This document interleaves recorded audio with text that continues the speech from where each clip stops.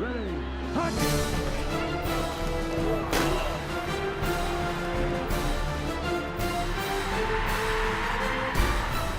From the Opepco Studios in Oklahoma City, this is an OU Update.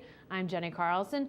The Sooners lost their slot receiver last year when Ryan Broyles went down with an injury, and we found out that they maybe didn't have an adequate fill-in after that injury. What we've seen this year, though, they've got several options. Jason Kersey joins us on the phone. And Jason, talk about the guys that have filled that slot position and maybe why they've been able to fill it so well this year.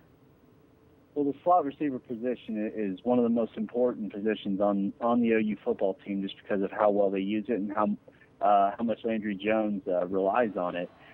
Kenny Stills last year tried to do it after Ryan Broyles went down, and he really had a lot of trouble. But he worked there in the off season and came in and did really well early in the season while Sterling Shepard was still developing, and then Jalen Saunders became eligible.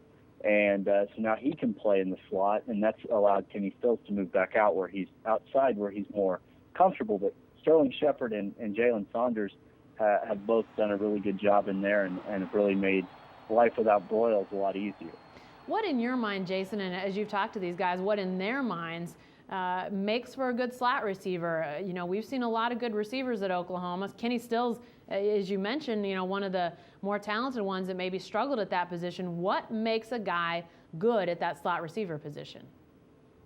Well, it's a lot of things. I think you have to be really aware of what's going on around you. You have to have good instincts to find open space across the middle of the field, and you have to be tough. You have to be extremely tough, because those guys go and they're often met across the middle by linebackers when they're not looking, and so you have to be able to handle that sort of those sorts of hits.